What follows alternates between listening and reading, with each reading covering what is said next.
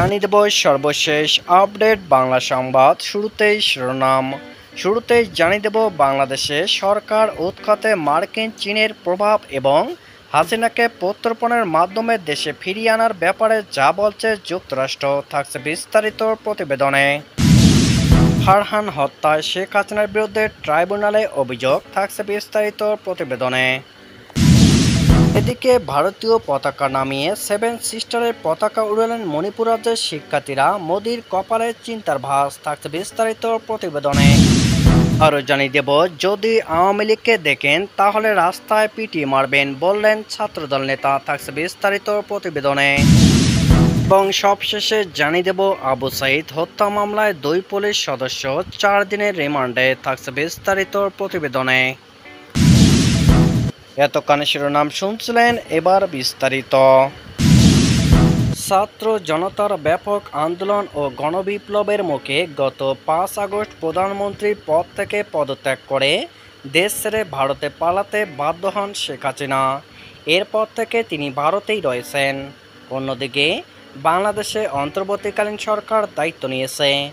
রাজনৈতিক এই পট পরিবর্তনের ঘটনায় গুঞ্জন জল্পনায় উঠে আসছে যুক্তরাষ্ট্রের ভূমিকার কথা, ভাসছে চীনের প্রভাবের কথাও।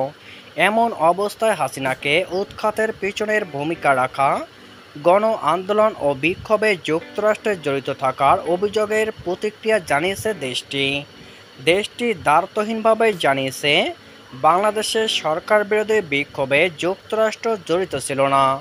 এছাড়া ডক্টর মোহাম্মদ ইউনূসের নেতৃত্বাধীন অন্তর্বর্তী সরকারের সাথে কাজ করতে যুক্তরাষ্ট্র প্রস্তুত ও আগ্রহী বলেও আবারও জানিয়ে দিয়েছে যুক্তরাষ্ট্র।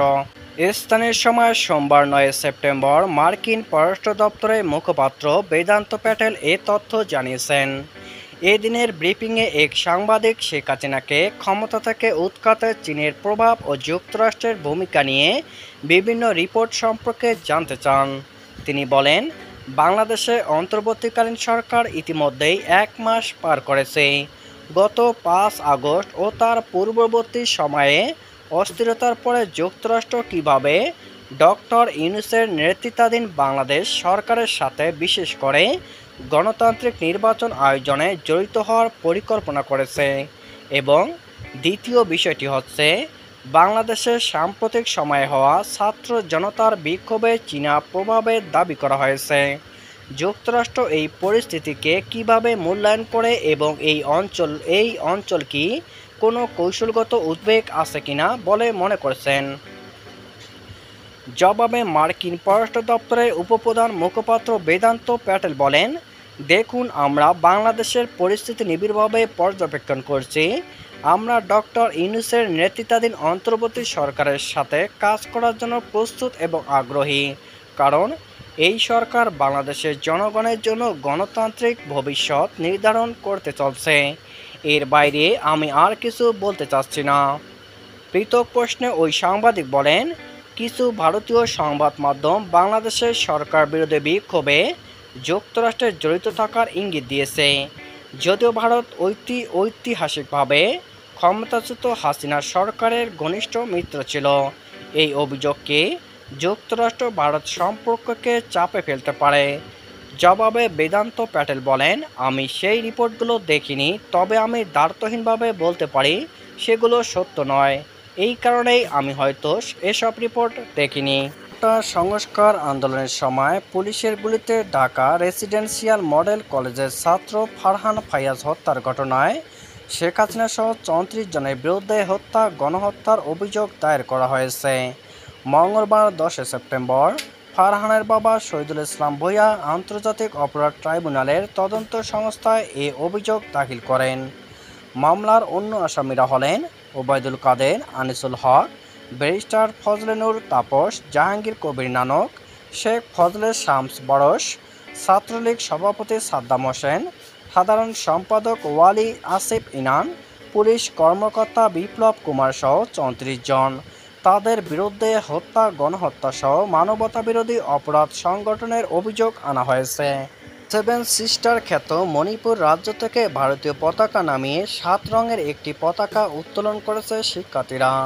সোমবার 9 সেপ্টেম্বর স্থানীয় সময় সকালে রাজভবন এবং থৌবালের জেলা প্রশাসকের ডিসি কার্যালয়ে হামলার পর ডিসি অফিসে টাঙানো জাতীয় পতাকা নামিয়ে 7 রঙের পতাকাটি উত্তোলন করেন শিক্ষার্থীরা।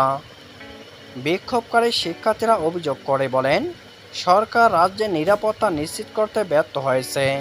শিক্ষার্থীরা বর্তমান নিরাপত্তা উপদেষ্টাকে অপসারণ এবং মণিপুরের শান্তি ফিরিয়ে আনার জন্য রাজ্য সরকারের কাছে সর্বোচ্চ ক্ষমতা দেওয়ার দাবি জানান। এছাড়া শিক্ষার্থীরা রাজ্যের মুখ্যমন্ত্রী বীরেন সিংহের বাসভবনে হামলার চেষ্টা করেন, তবে নিরাপত্তা বাহিনীর পরিস্থিতি নিয়ন্ত্রণে টিয়ারশেল নিক্ষেপ ও লাঠিচার্জ করে। পরে তারা রাজভবনের সামনে অবস্থান কর্মসূচি পালন করেন। সামাজিক যোগাযোগ মাধ্যমে শিক্ষার্থীদের নতুন পতাকা উত্তোলনের ভিডিও ভাইরাল হয়েছে। শিক্ষার্থীরা একটি পুরনো সালাই ট্যারেন্ট পতাকা নামিয়ে সেখানে নতুন 7 রঙের পতাকা উত্তোলন করেন। রাস্তায় আওয়ামী লীগের নেতাকর্মীদের দেখলে পিটিয়ে মেরে ফেলার নির্দেশনা দিয়েছেন কুষ্টিয়ার স্থানীয় এক যুবদল নেতা রফিকুল ইসলাম। এছাড়া ওই বক্তব্যের ভিডিও তিনি ফেসবুকে পোস্ট দিয়েছেন। মঙ্গলবার 10 সেপ্টেম্বর ওই ভিডিওটি তার ফেসবুক অ্যাকাউন্টে দেখাচ্ছে। রফিকুল ইসলাম কুষ্টিয়ার মিরপুর পৌর যুবদলের সাবেক যুগ্ম আহ্বায়ক ও উপজেলা বিএনপির সাধারণ সম্পাদক রহমত আলী রব্বানের ভাগ্নে।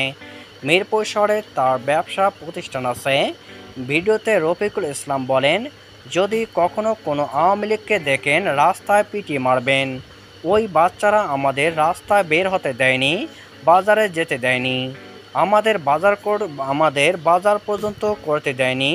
এত জঘন্য রাজনীতি করে তারা। রফিকুল আরও বলেন, বিএনপি ও অন্যান্য অঙ্গ সংগঠনের কাউকে 3 জন একসঙ্গে বসতে দেওয়া হয়নি, বিভিন্নভাবে হয়রানি করা হয়েছে।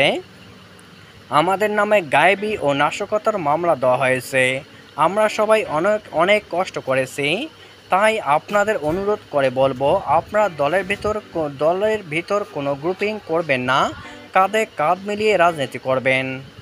কোটা সংস্কার আন্দোলনে বেগম রোকেয়া বিশ্ববিদ্যালয়ের ইংরেজি বিভাগের শিক্ষার্থী আবু সাইদ হত্যা মামলায় গ্রেপ্তার 2 পুলিশ সদস্যের 4 দিনের রিমান্ড মঞ্জুর করেছে আদালত। মঙ্গলবার 10 September Rangpur metropolitan Tajhat magistrate আদালতের বিচারক আসাদুজ্জামান এই আদেশ দেন। এই সময় পিবিআই তাদের 5 দিনের রিমান্ড আবেদন করলে 4 দিনের রিমান্ড মঞ্জুর করেন আদালত। বাদীপক্ষের আইনজীবী জানান, আসামিরা সরাসরি শিক্ষার্থী আবু সাইদকে গুলি করেন। এ ঘটনায় ওই 2 পুলিশ সদস্যকে গ্রেপ্তার করে মেট্রোপলিটন পুলিশ। পরে তদন্তকারী কর্মকর্তা পিবিআইয়ের কাছে সোমবার রাতে তাদের হস্তান্তর করেন। মঙ্গলবার সকালে আদালতে হাজির করা হয় 2 পুলিশ সদস্যকে। সেখানে বাদীপক্ষের আইনজীবীরা 5 দিনের রিমান্ড আবেদন করেন। আদালত 4 দিনের রিমান্ড মঞ্জুর করেন।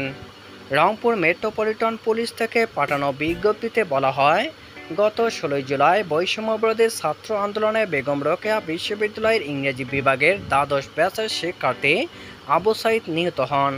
এই ঘটনায় তার বড় ভাই রমজান আলী বাদী হয়ে 19 আগস্ট মেট্রোপলিটন তাজহাট থানায় একটি হত্যা মামলা করেছেন।